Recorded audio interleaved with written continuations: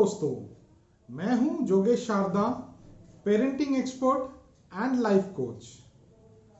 आज के इस वीडियो में मैं आपको बताने वाला हूं, बच्चे जब टीनेज में आ जाते हैं तो जो प्रॉब्लम्स पेरेंट्स फेस करते हैं उनको आप कैसे बहुत आसानी के साथ हैंडल कर सकते हैं। दोस्तों, मेरा ये वीडियो अगर आपको पसंद आता है तो लाइक और शेयर ज़रूर करें, क्योंकि आपके लाइक और शेयर से हमें इंकरेजमेंट मिलती है और अच्छे अच्छे कंटेंट क्रिएट करने के लिए। इसके अलावा हमारे चैनल को सब्सक्राइब कीजिए ताकि नया कंटेंट का नोटिफिकेशन आपको तुरंत मिलता रहे। दोस्तों, बच्चे जब छोटे होते हैं, अपनी आंखों के सामने हम उनको बड़ा होते हुए देखते हैं तो बहुत अच्छा लगता है। छोटे बच्चे बहुत क्यूट भी लगते हैं, लेकिन जैसे जैसे बच्चे बड़े होते हैं उनकी आदतें, उनका इंटरेस्ट, उनका बिहेवियर चेंज होता है। कुछ उनमें से ऐसा होता है जो पेरेंट्स के मर्जी के मुताबिक होता है, कुछ ऐसे हो सकते हैं जो पेरेंट्स को पसंद ना आए। सिचुएशन चाहे जो भी हो, रियलिटी ये है कि ये चेंजेस आते हैं, और ये चेंजेस आने की वजह से जब बच्चे टीनेज में आते हैं तो उनके साथ कई सारा प्रॉब्लम्स होता है। मैं आपको इस वीडियो में वही बताने वाला हूँ। मेरे ये पेरेंटिंग टिप्स आप अगर फॉलो करेंगे तो आपको बच्चों को टीनेज में हैंडल करने में कोई दिक्कत नहीं आएगा और बहुत आसानी के साथ सारा प्रॉब्लम्स को आप डील कर सकेंगे। फ्रेंड्स, लाइफ एक जर्नी है। इस जर्नी में टीनेज एक पड़ाव है। ये एक ऐसा पड़ाव है जिसके थ्रू से हम सब गुजरे हैं। तो बच्चों को जब टीनेज में हैंडल करना है तो उनके साथ जो प्रॉब्लम्स हो रही हैं इसके बारे में आपको जानना और समझना पड़ेगा, तभी आप बच्चों को आराम से हैंडल कर पाएंगे, उनके प्रॉब्लम्स को समझ पाएंगे। तो मेरा ये रिक्वेस्ट है आप सबसे कि बच्चों के बारे में जानना स्टार्ट कीजिए ताकि आप स्मूथली ये चीज को हैंडल कर पाए।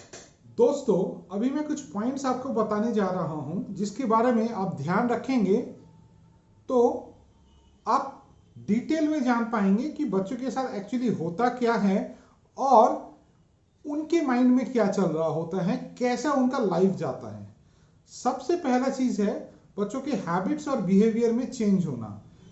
टीनेज एक बदलाव का एज है।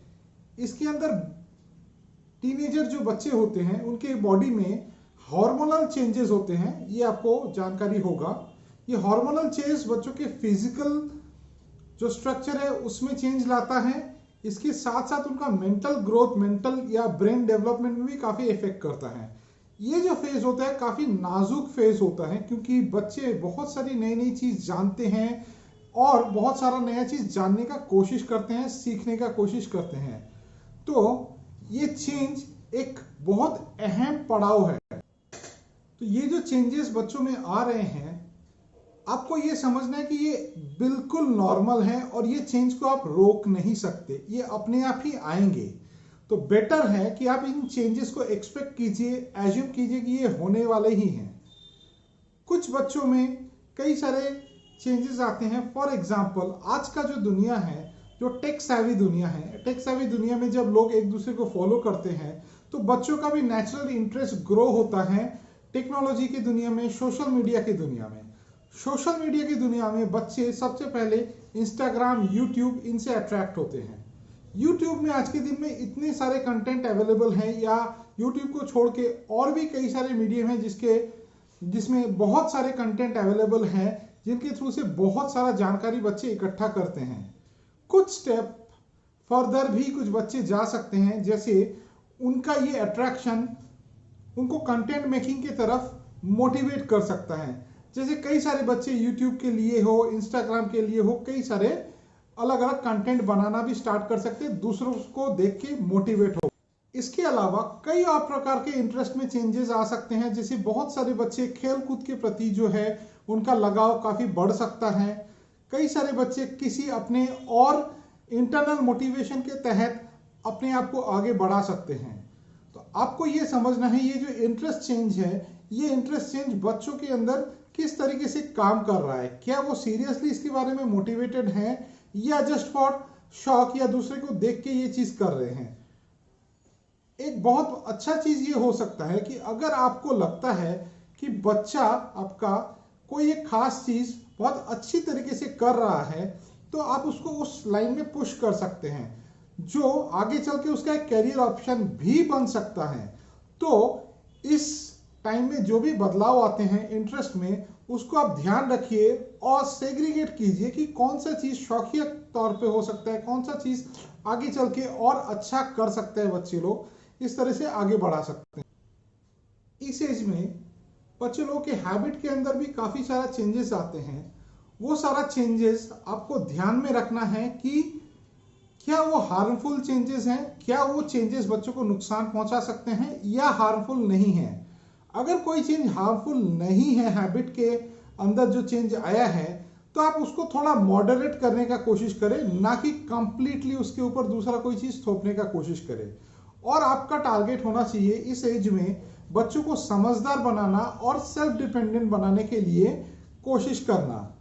बच्चों को सिखाइए रेस्पॉन्सिबिलिटी, लेकिन ये सिखाना सिर्फ इंस्ट्रक्शन देने से नहीं होगा कि आपने कुछ इंस्ट्रक्शन दे दिया और एक्सपेक्ट कर रहे हैं कि बच्चे उसको फॉलो करते रहें। चेंज ऑफ हैबिट लाने के लिए या कोई चीज बच्चों के अंदर इंप्लीमेंट करने के लिए आपको थोड़ा सा मेहनत करना पड़ेगा, थोड़ा सा लगना पड़ेगा। शुरुआती दौर पे आप अगर बच्चों के साथ थोड़ा लगेंगे, थोड़ा उनके साथ मिलके काम करेंगे, तो काफी आसानी के साथ बच्चों के अंदर कुछ अच्छा हैबिट्स जैसे सेल्फ केयर, इंडिपेंडेंट होने का, ये आप डेवलप कर सकते हैं। दोस्तों, ऐसी हैबिट्स जो बच्चों के लिए बहुत ज्यादा हार्मफुल या नुकसानदायक नहीं है, उसको आप मॉडरेट करने का कोशिश करिए और अपने साथ लग के सेल्फ केयर और सेल्फ सफिशिएंट होने की तरफ बच्चों को आगे बढ़ाएं। लेकिन अगर कोई हैबिट हार्मफुल है, कोई बच्चा ऐसा हैबिट पिक कर लेता है जो उसको नुकसान पहुंचा सकता है आगे चल के, तो उसका तुरंत आपको नोट लेना है। एंड इस मामले में मेरा सजेशन यही होगा कि किसी भी तरीके से कोई कॉम्प्रोमाइज आपको नहीं करना है। बच्चे के साथ बात करके आप उनको ये समझा दीजिए कि ये एक ऐसा एरिया है जो बच्चे के सेफ्टी और भविष्य के लिए नुकसानदायक है, इसीलिए ये कोई कॉम्प्रोमाइज करने का जगह नहीं है। बहुत आसान शब्दों में आप उनको समझा दीजिए कि ये दायरा है जिस दायरे के अंदर मैं आपका बात सुन सकता हूं, लेकिन इस दायरे के बाहर जो भी चीज होगा जैसे कि सेफ्टी, उसमें कोई कॉम्प्रोमाइज करने का कोई स्कोप नहीं है। उसके अंदर पेरेंट्स जो बोलेंगे वही फाइनलाइज होगा, उसमें कोई और दूसरा चीज नहीं होगा। हाँ, आप बच्चों की बात जरूर सुने, उनका पॉइंट ऑफ व्यू जरूर लें, लेकिन उनका बात मानना जरूरी है, ये नहीं भी हो सकता है। दोस्तों, जो हार्मफुल हैबिट्स है या ऐसा चीज जो बच्चों के लिए नुकसानदायक है, इनको छोड़ के जो भी चीज आप बच्चों के अंदर लाना चाहते हैं उसको इम्पोज ना करें, बात करें, समझाएं भी इस मैनर में ताकि उनको ये ना लगे कि आप उनको एक प्रवचन काइंड ऑफ चीज दे रहे हैं। उनको अलग अलग अपनी लाइफ स्टोरीज के बारे में बता के आपने क्या किया था और क्या सीखा, आपके लिए क्या चीज अच्छा काम किया, क्या चीज अच्छा काम नहीं किया, तो ये उनको बताएं और उनके जरिए अलग अलग तरीके से मोटिवेट करने का कोशिश करें ताकि कॉन्फ्लिक्ट वाला सिचुएशन जो है वो आप अवॉइड कर सके। दोस्तों, दूसरा पॉइंट आता है बिहेवियर में चेंज। बच्चों के बिहेवियर में इस वक्त काफी चेंज आते हैं क्योंकि पेरेंट्स का एक मेंटालिटी और एक्सपेक्टेशन होता है और बच्चों का अपना एक दुनिया अलग तरीके से डेवलप होता है। इस समय बच्चों का जो ध्यान है या बच्चों का जो नॉलेज है वो और इंक्रीज कराना चाहते हैं, नए नए चीजों के बारे में जानना चाहते हैं। उनका अपना दुनिया एक अलग बनना शुरू होता है उनके माइंड में, और पेरेंट्स का एक्सपेक्टेशन के साथ जब ये मैच नहीं करता है तो कॉन्फ्लिक्ट वाला सिचुएशन अराइज होता है। अब जब कॉन्फ्लिक्ट वाला सिचुएशन अराइज होता है उस समय क्या होता है, उस समय बच्चे लोग अपने इंपल्स को कंट्रोल नहीं कर सकते and they start to answer, या फिर यूं बोले कि डिबेट करना स्टार्ट करते हैं, आर्गू करना स्टार्ट करते हैं, अपने आप को जस्टिफाई करने का कोशिश करते हैं। दोस्तों, आपको ये समझना पड़ेगा ये जो बिहेवियर है ये काफी नॉर्मल है इस एज के बच्चों के लिए। तो इसको दूर करने के लिए या इसको अवॉइड करने के लिए क्या किया जाए? इसको अवॉइड करने के लिए एक सिंपल तरीका है। सबसे पहले आप अपने माइंड में रखें कि बच्चों का कुछ रिएक्शन आ सकता है, उनका रिएक्शन आप एक्सपेक्ट करेंगे, लेकिन आपको यह सोचना है कि उनके रिएक्शन पे आपको रिएक्शन नहीं देना। आप समझदार हैं तो आपको इनिशिएटिव लेना पड़ेगा, अपने ईगो को बड़ा ना करते हुए।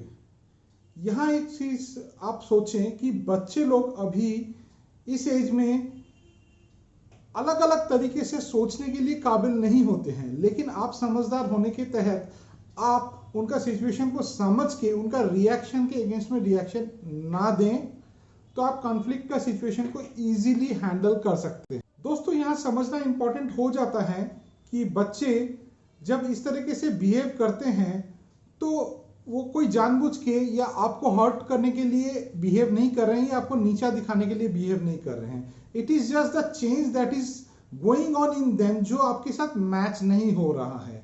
सो कम्युनिकेशन यहाँ सबसे ज्यादा इंपॉर्टेंट है। जितना ज्यादा अच्छे से आप उनसे बात करेंगे और उनके पॉइंट ऑफ व्यू से बातों को सुनेंगे और समझने का कोशिश करेंगे, चीजें उतने ही आसान होती जाएगी।